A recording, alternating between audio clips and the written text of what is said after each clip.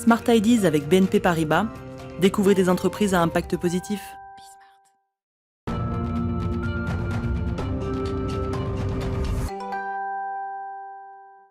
La bonne idée du jour est signée Nargis Ben Mebarek. Bonjour, vous êtes la fondatrice d'Élémentaire. C'est une marque de vêtements, de sous-vêtements pour enfants. On va commencer par la présenter. Quand l'avez-vous créée et avec quelle idée, quelle ambition ? Alors j'ai commencé à travailler sur le projet fin 2019 et la société est née au mois d'avril 2020, en tout début de confinement. L'ambition, en tout cas le projet, c'était de proposer une mode enfantine qui soit plus inclusive, qui soit joyeuse et qui soit au service du bien-être des enfants, donc des 3-12 ans. Et en fait, le contexte aidant, puisque la loi Pacte était passée une année auparavant, on a pu profiter en fait de cette loi pour pouvoir construire une entreprise à mission. Alors ça, vous allez nous l'expliquer. Je voudrais d'abord vous poser quand même une petite question sur le coton bio. Est-ce que c'est compliqué finalement de trouver des fournisseurs, des sources et d'afficher, de tenir la promesse ? C'est très compliqué de tenir la promesse pour plusieurs raisons. Déjà parce que les fabricants ne sont pas prêts et j'entendais ce que vous disiez à l'instant sur le vrac. Les fournisseurs sont encore très au fait d'un système traditionnel finalement. Et il est clair qu'aujourd'hui, il y a une petite étude d'une société qui s'appelle Redviews qui expliquait que 10 à 12% du catalogue aujourd'hui des grandes enseignes est constitué de coton biologique, donc le reste c'est évidemment des cotons, on va dire, plus traditionnels.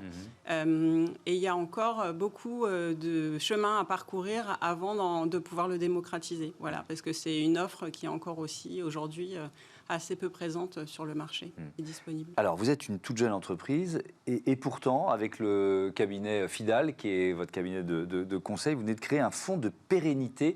Et vous l'avez dit, c'est une disposition qui était prévue par la loi Pacte. Vous êtes même la première entreprise à mettre en place ce fonds de pérennité. Journal officiel, 19 janvier 2021, j'ai vu ça. Pourquoi cette démarche ? Parce que c'est tôt dans un engagement d'entreprise. Quand j'ai commencé à travailler avec Stéphane Couchou, donc, qui m'accompagne chez Fidal, mon projet vraiment de départ, c'était cette entreprise de mode citoyenne et avoir un objectif à la fois de pérennité économique, mais aussi un impact environnemental et sociétal.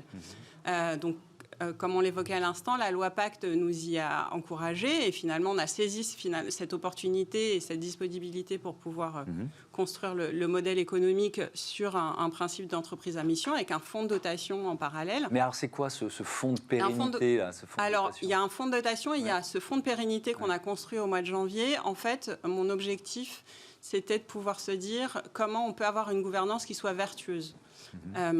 Et l'avantage d'une entreprise si petite soit-elle comme la mienne, c'est que en fait, les décisions sont prises rapidement. On a profité en fait du contexte pour se dire le fonds de pérennité, il a l'objectif d'être comme un garde-fou. Il va veiller en fait sur la pérennité économique de l'entreprise et il va nous permettre d'engager en fait, de respecter nos engagements. Et il est clair que de pouvoir céder une partie finalement de nos actions à ce fonds de pérennité, parce que l'avantage en fait quand on est une jeune entreprise, pour répondre à votre question, c'est que on n'a pas forcément d'impact puisque en fait la fiscalité elle porte sur la valeur de l'entreprise à sa création. Donc c'est quasi indolore en fait, et c'est tout l'intérêt pour nous de pouvoir se dire on a du coup un actionnaire minoritaire qui est un fonds de pérennité et qui va pouvoir contribuer à l'intérêt général de l'entreprise en reversant notamment ses dividendes au fonds de dotation. Et ce fonds de dotation, il a vocation à soutenir l'égalité des chances des 3-12 ans. Donc on est vraiment dans un cercle vertueux. Oui, c'est-à-dire que c'est aussi un modèle qui permet de faire de la philanthropie pour une entreprise comme la vôtre. Et je ne vous cache pas que quand j'ai lancé ce projet, beaucoup de gens m'ont ri au nez en disant « mais tu veux faire de la philanthropie ?» Et moi, ce dont j'avais envie, c'était à la fois de mener un projet économique, mais aussi effectivement d'avoir un impact. Et je pense qu'on l'a vu ces derniers mois, malheureusement, il y a vraiment des questions d'accompagnement des collectivités et de l'école. Et ce projet, il a vraiment vocation à se dire, on peut créer de l'emploi, on peut avoir du coup une vertu économique, mais on peut aussi avoir des objectifs sociétaux forts pour pouvoir accompagner en fait l'impact. Notamment, moi j'ai choisi l'égalité des chances et le déterminisme social. Et ben voilà, bravo pour cette démarche. Merci Narjis Mebarek et Merci bon à vent vous. à Élémentaire. Voilà, c'est la fin de cette émission. Elle est passée vite, c'est bon signe. Je vous donne rendez-vous demain à 9h, midi 20h30 sur Bismart, la chaîne des audacieuses et des audacieux. Salut!